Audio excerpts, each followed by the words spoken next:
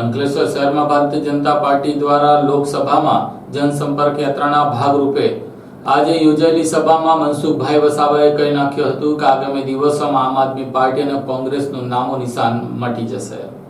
ભરૂચ લોકસભા બેઠક ઉપર ઝંઝાવાતી ચૂંટણી પ્રચાર શરૂ થઈ ગયો છે। ભારતીય જનતા પાર્ટી દ્વારા હાલ તો જનસંપર્ક સભાઓ કરવામાં આવી રહી છે। તેના ભાગરૂપે આજરોજ અંકલેશ્વરના બોરભાટા બેટ ખાતે આવેલા ભદ્રલોક કોમન પ્લોટ ખાતે એક જનસંપર્ક સભાનું આયોજન કરવામાં આવ્યું હતું, જેમાં વોર્ડ નંબર 3, 2 અને 4 ના સભ્યો, નગરસેવકો તેમજ ધારાસભ્ય ઈશ્વરભાઈ પટેલ પણ હાજર રહ્યા હતા। આ પ્રસંગે મનસુખભાઈ વસાવા દ્વારા આગામી દિવસોમાં આમ આદમી પાર્ટીનું અસ્તિત્વ મટી જવાનું છે અને કોંગ્રેસનું પણ અસ્તિત્વ મટી જવાનું છે તેવું કહી નાખ્યું હતું। તેમણે જણાવ્યું હતું કે જેમ સમાજવાદી પાર્ટી અને બસપાનું અસ્તિત્વ મટી ગયું છે, તેવી રીતે આગામી દિવસોમાં કોંગ્રેસ અને આમ આદમી પાર્ટીનું પણ અસ્તિત્વ મટી જશે તેમ તેમણે કહ્યું હતું।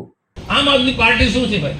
આમ આદમી પાર્ટી આવનારા દિવસોમાં આ જેમ સમાજવાદી પાર્ટી છે, પછી અનેક બધી માયાવતીની જે પાર્ટી છે, આ બધી પાર્ટીની જેમ એનું અસ્તિત્વ મટી જવાનું છે। આ બધા ક્ષણિક પેલા પાણીના પરપોટાની જેમ આ પ્રાદેશિક પક્ષોનું કોઈ અસ્તિત્વ નથી અને પ્રાદેશિક પક્ષો કાંઈ દેશનું ભલું પણ નથી કરવાના અને આમ આદમી પાર્ટી પણ આ સ્થિતિ છે।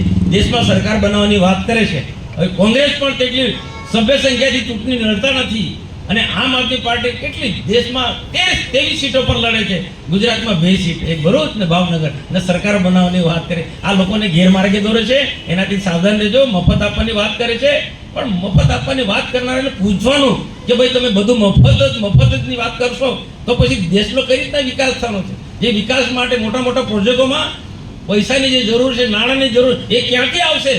એટલે આ બધો દેશને તોડવાની વાત છે। દેશને એક વિદેશી તાકાતથી કોઈ ને કોઈ રીતે ડિસ્ટર્બ કરવાના બધા એજન્ટ બનીને નીકળ્યા છે, એનાથી સાવધાન રહેવાની જરૂર છે।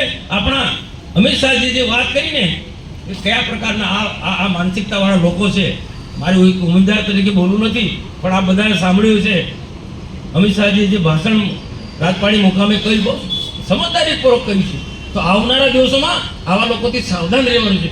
કોંગ્રેસના માટે પણ હું કહું કે કોંગ્રેસના લોકોએ હિંમતભેર ભાજપને કાઢવા માટે સપોર્ટ તો આપી દીધો છે, પણ આવનારા દિવસોમાં આમ આદમી પાર્ટીથી પસ્તાવો પડશે। કોંગ્રેસને જેમ દિલ્હીની અંદર અન્ય જગ્યાએ બાકીના એના સાથી પક્ષોને જે દબાઈ દીધા છે અને અસ્તિત્વ મટાઈ દીધું છે અન્ય લોકોનું, એ રીતના આ કોંગ્રેસનું પણ આવનારા દિવસોમાં અસ્તિત્વ મટી જશે।